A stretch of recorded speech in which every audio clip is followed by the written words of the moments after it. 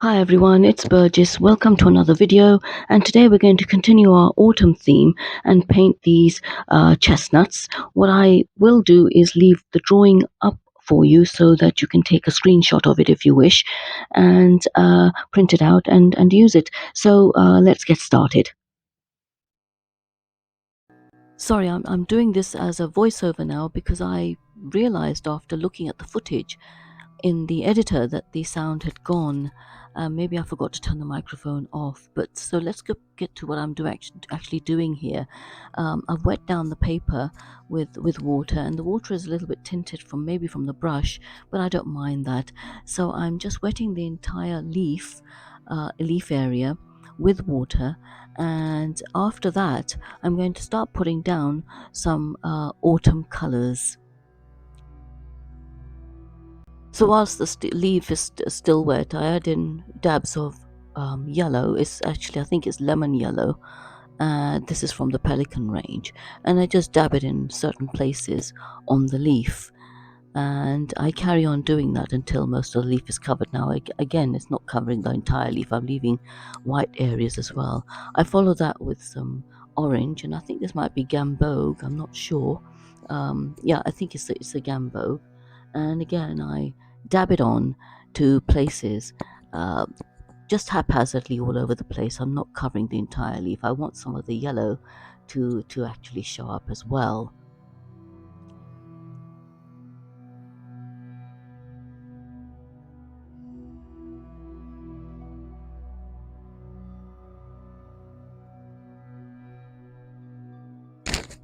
Yeah, and then I add a red color, a bright red color, and I think this is vermilion. They're all from the Pelican range, actually. And again, I do the same thing where I'm dabbing it about, paying more attention to dabbing it at the edges of the leaf as well, and towards the veins. I'm being careful not to avoid getting any color onto the chestnuts. But in all fairness, I'm beginning to think maybe I didn't have to avoid them because the chestnuts will be a darker color anyway. So any red or orange or yellow I laid down, they would have been covered up by the darker color of the chestnuts that I put in. And again, I'm just dabbing it on, paying more attention to the folds of the leaf and towards the edges too.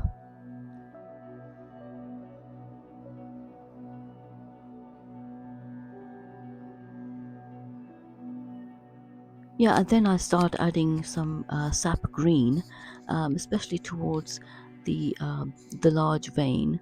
And again, it's all really a question of just following the same exercise that I did with the maple leaf, the link to which I will put up in the top right hand corner, so you can click on that. And of course I'll try and put it in the description of this video as well.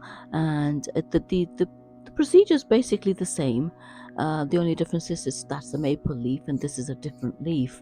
So again, you can put down some of the primary bright colors like the reds, oranges, the greens, even greens straight out of the tube would do, and reds and oranges. So the technique is basically very similar, but again, I'm paying a lot more attention to the exterior of the leaf because the interior will be sort of in sort of shadow.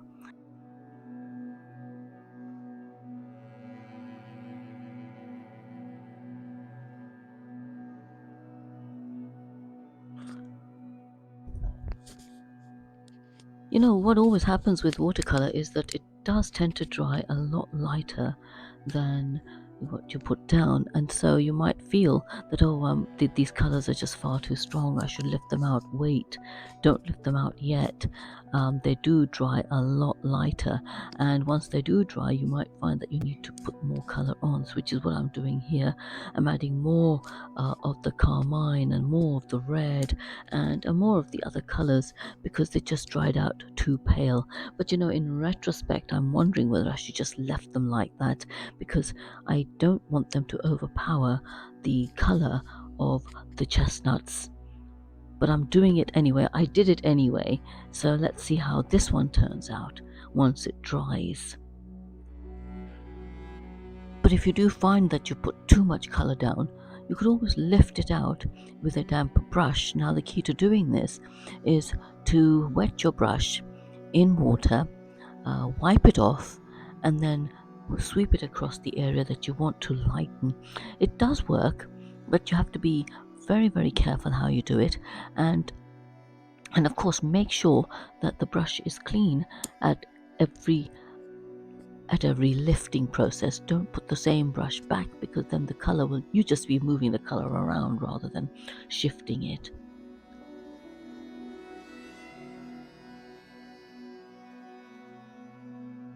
And it works the other way around too, that if you feel that you've lifted just too much, you can always just put some color back in. Now, what I'm doing here is just adding a bit more of the red that I think I might have just lifted off, or that dried a bit too much. This includes adding shadows in places as well.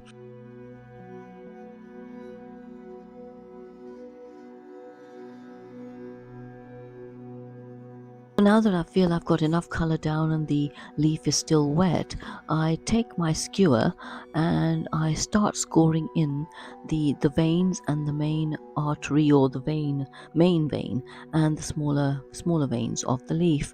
And I'm doing it very lightly because I don't want them to be overpowering, because the leaf is sort of in the background.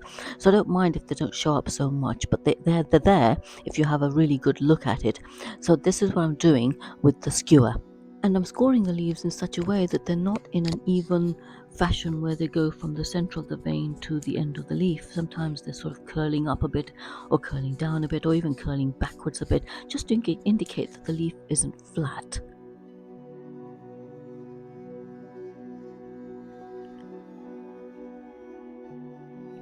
So now I decided to add more burnt sienna to the leaf, and especially where the ends of the leaf sort of curl up and down, and on various corners where the leaf appears to be bending over. I've also added it somewhere near the folds of the leaf underneath, where the leaf has been left untouched. Again, I don't want to overdo this, because it will sort of overpower it, because to be honest with you, the chestnut is the same. Chestnut's almost the same color, so the last thing I want is too much burnt sienna clashing with the color of the chestnut. Now, the chestnut is sort of burnt sienna, but I do add some browns to it, so it may look a bit brown, but the brown and the burnt sienna will clash. And now I'm just going to put a simple stroke in for the stem of the leaf, and this is just going to be any brown color, any red or orangey color that I can find in the palette. You don't have to mix anything specific up for this one. And now we're going to work on the chestnuts. I'm going to start off with the left one first. Yeah, to be honest with you, I'm really upset about this, that I have to do the whole narration for the whole video, and it's really, really frustrating because it's really difficult to do. But I'm actually gonna. Anyway, so I'm adding the yellow to the to the skin of the video, and I'm gonna add the same orange to the end of the chestnut, just to give it a bit of texture. And I think that's where the chestnut is attached to the skin of its I don't know what it's called, this coating or whatever it is. But I'm adding that too, and I'm using that as a yellow ochre and a bit of orange, but I'm also adding a dark orange to it to give it the sort of bumps that it has. I'm also adding yellow ochre to the stem of the chestnuts. I think they might not be showing up so much, but who cares really, because at least you got the stem, to be honest with you. So I'm doing that, and whilst it's wet, I'm going to then work on the actual chestnuts themselves by putting in some burnt sienna to the mix.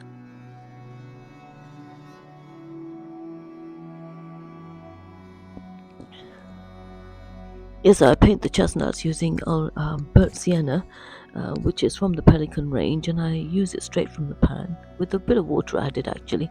And I'm covering the whole with it. I will, of course, do some lifting out. I do want extra dark shades towards the two ends of the chestnut, and I'm doing some lifting out here for any for any highlights there. I'm darkening it a bit more towards the top and the bottom, just to give it a bit of rounding off, just to sort of round it off a bit. And then I'm taking the skewer and putting the scoring in for the marks that you find that are typical on chestnuts there.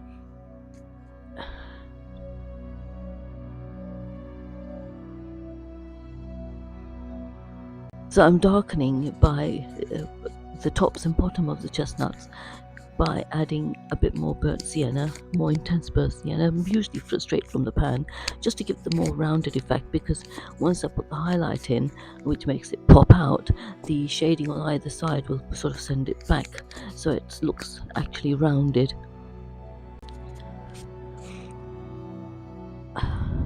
The reason that the reason that I'm upset is because it's much easier to talk through a painting while you're actually doing it, because you remember what you're doing and why you're doing it.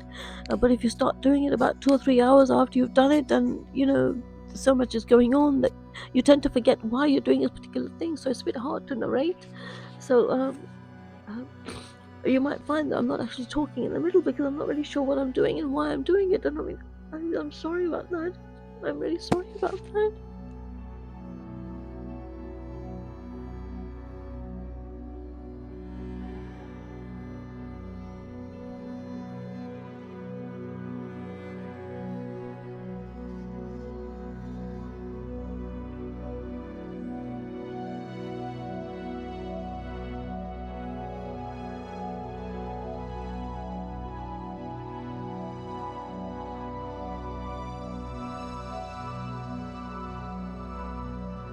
So I want to work on the other two chestnuts, and the procedure is really very much the same as the one we did with the first chestnut. We're still using burnt sienna, and we're still darkening in areas and putting in the highlights or lifting out the highlights if we need to.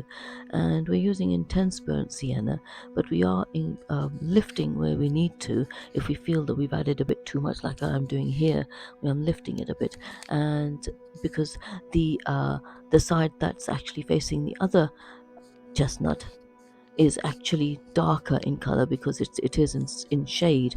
So I've lifted that out, but I'm also adding a little bit back in because I want to put I want to uh, accentuate the highlight that I'm lifting out there, so that that darkening aspect does help.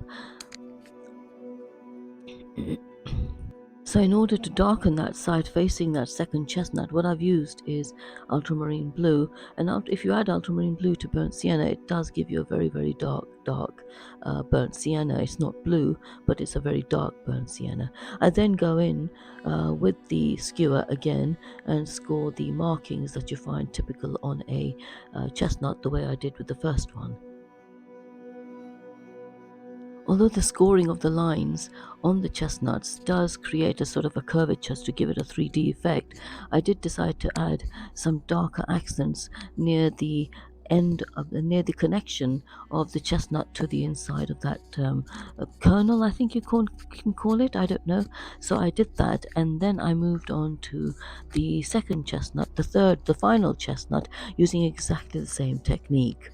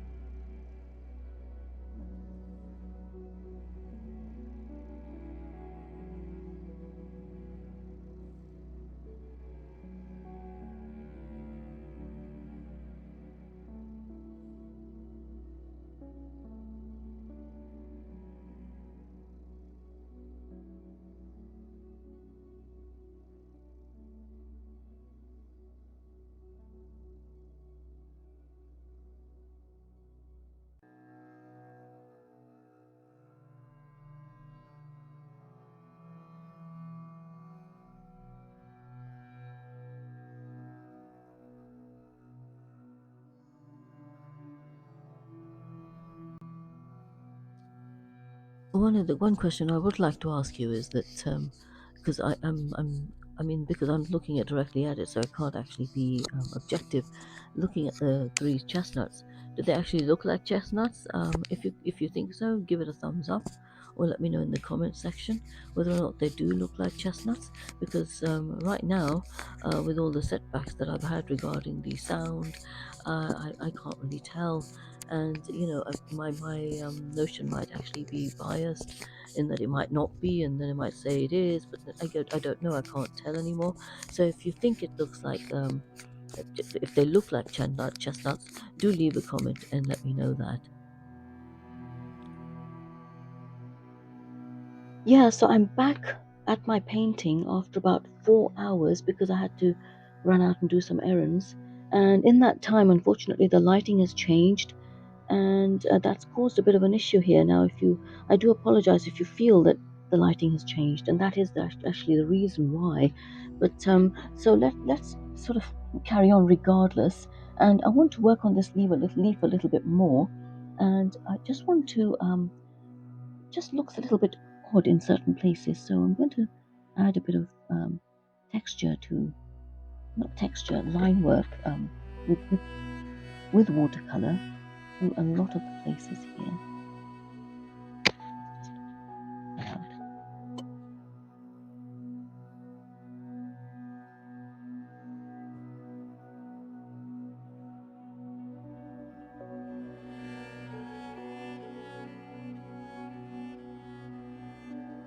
And we can do a bit of lifting too, and some blending as well.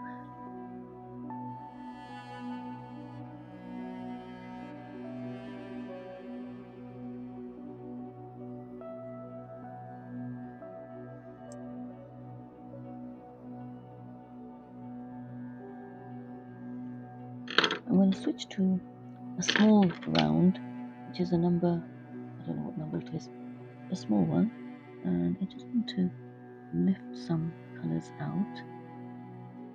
I think I've overpowered the leaf a little bit.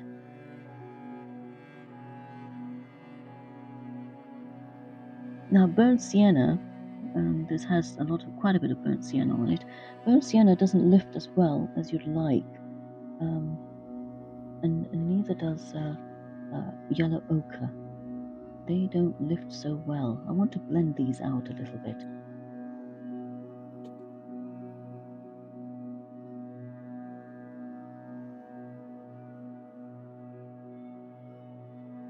We'll go back to the liner sort of brush.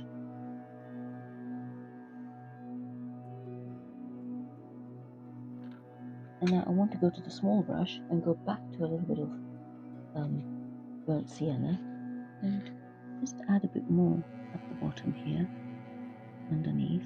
And I want to darken the gap between these two chestnuts here. They are touching, and we can just go in the gap and close the gap. And I want to darken this side a bit more as well. We can go in with a bit of burnt sienna and some ultramarine blue, and just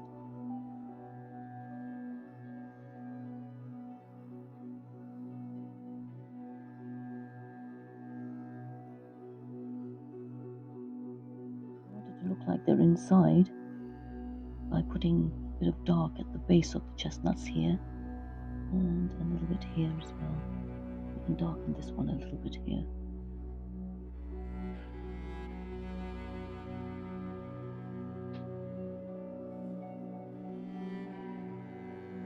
It's right at the top there, and right at the bottom too, just under here. Now I'm going to try lifting this a little bit, although, you know, yellow ochre, as I said, doesn't lift, but you can always try.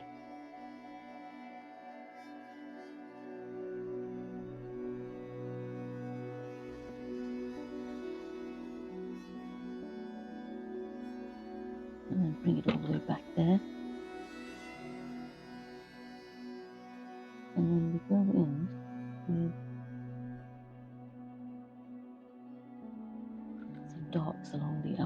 side of the leaf. Yeah. Now we're going to use the rigger, and I would say a mixture of yellow, well, I would say yellow ochre really. Now for this I would use something like, I would use watercolor pencils actually, but I've got them, I don't know where they are.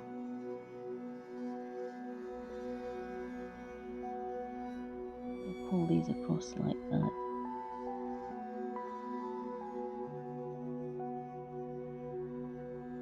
I'm using yellow ochre for this. And again, you're not aiming for a botanically correct chestnut. You just want to give the impression of a chestnut.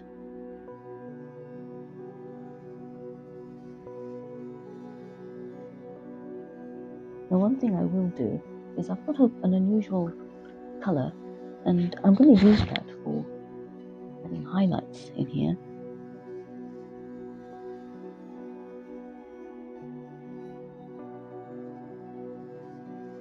I'll darken it with some this is actually Van Dyke brown.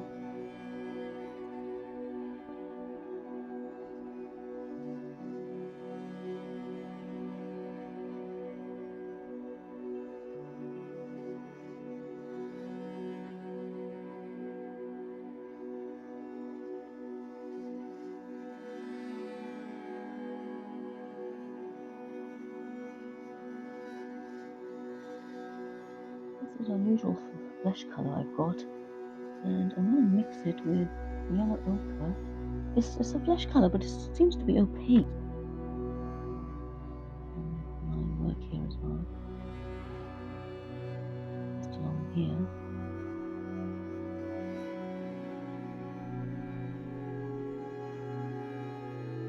And I'm going to try and work on some shadow work. And again, I'm going to take blue, ultramarine blue. So I'm going to add shadow, and I'm going to darken this.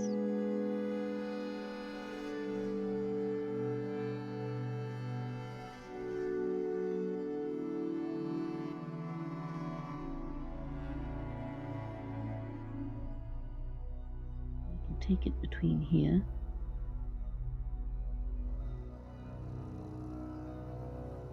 I'm going to go in with pen maybe in this.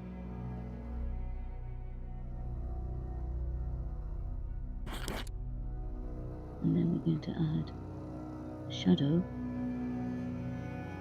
along there as well. And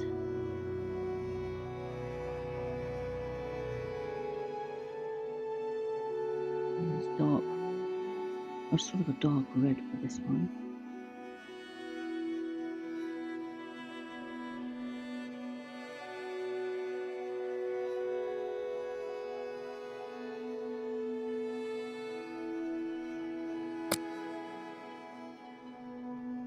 And we're going to add it along here too, over here, and I'm going to sort of raised up a little bit.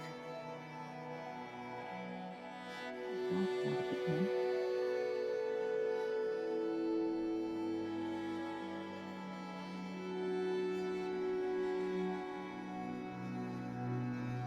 I'm raising it because it's the leaf is raised as well, so I'm trying to give the impression the leaf is raised, and therefore the shadow is raised, otherwise it's going to look like it's flat, and it's not really.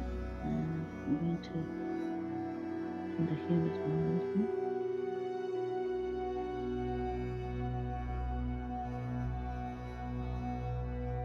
And darken that.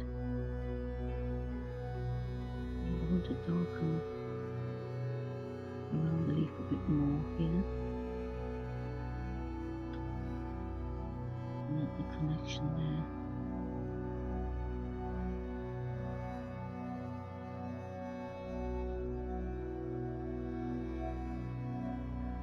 Okay, I've found my watercolor pencil, so I'm going to try that. And I'm going to, it's better actually, so it look better. What you wanted is, yeah, I'm sorry about that. just that it's so difficult to paint. My God, I don't know what to tell you. What I'm going to do is take the dark brown, and no, not the dark brown, let's use black.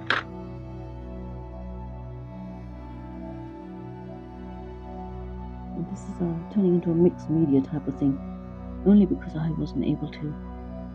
I was painting early morning around 8 o'clock, no, 8:30, and then I had to pop out, and as a result, I ended up with a different lighting when I came in, when I came back, and that's really frustrating.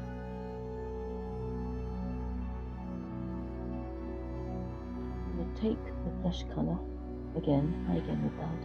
I'm going to try and put the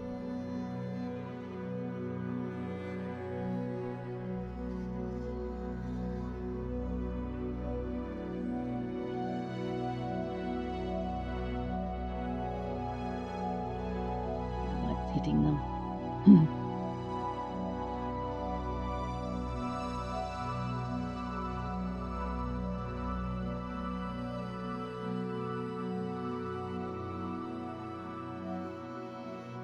You can go in with the dark colour,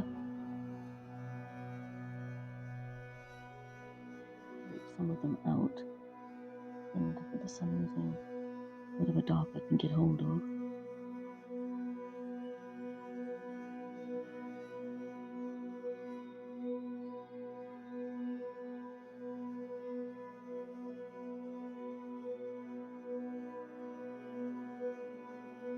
And one final, I'm going to just finish off putting a sort of a shadow under the leaf as well, sort of make it look like it's not just standing in midair. Just any color really, any color would do, and not too wet either.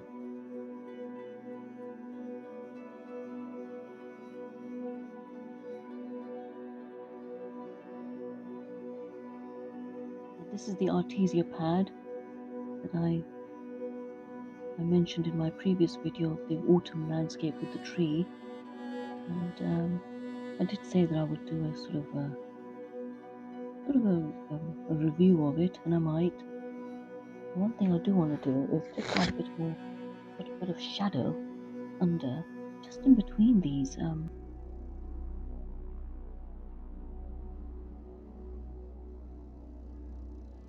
any darks really.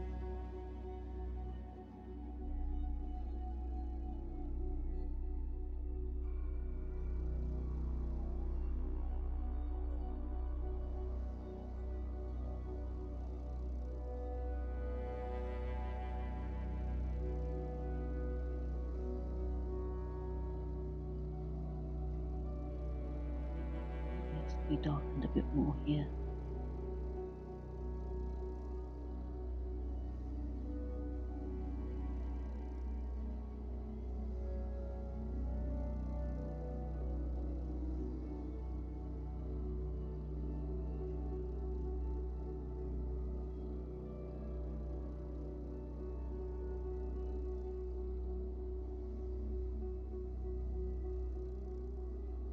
And I want to go back in with some Van Dyke brown and just add it to the edges of the leaf.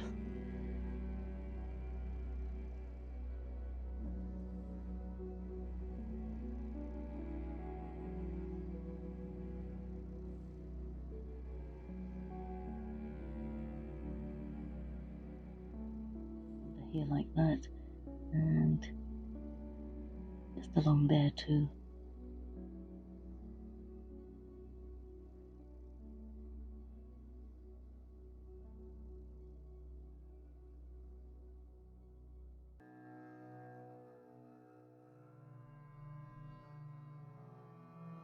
This still looks weird, you know.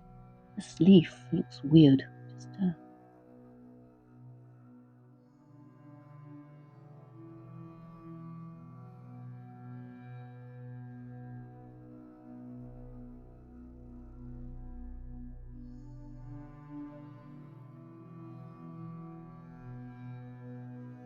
I'm going to finish off by trying to fix this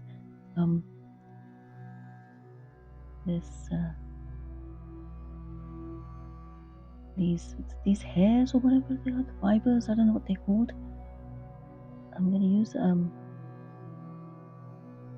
it's a brush pen, because I think at some point what happens is that you'll find that yellow ochre can't be fixed if there's an issue with it.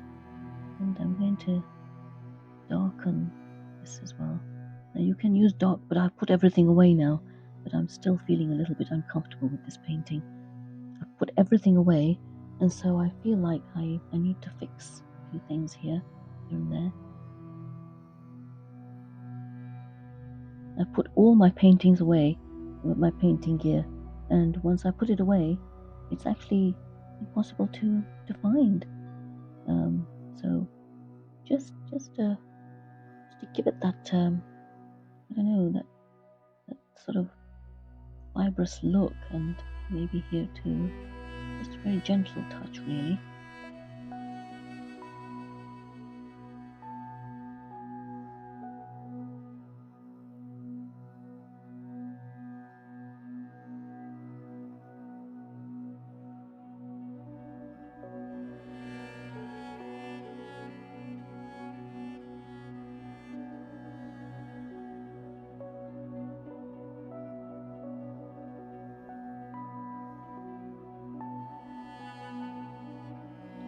Shadow in between it.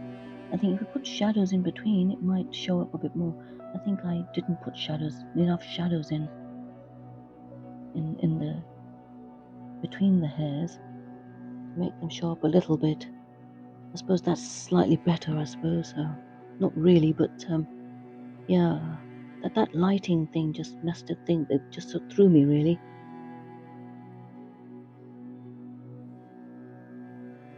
Bit of an avalanche there. If you heard that crash, yeah, it's my all my paint's crashing on the floor because they're at an angle. Yeah, so I think I've finished this. Yeah, so do consider subscribing if you found this at all useful. Give this video a thumbs up as well, and I hope to see you in my next video. Thank you very much for watching.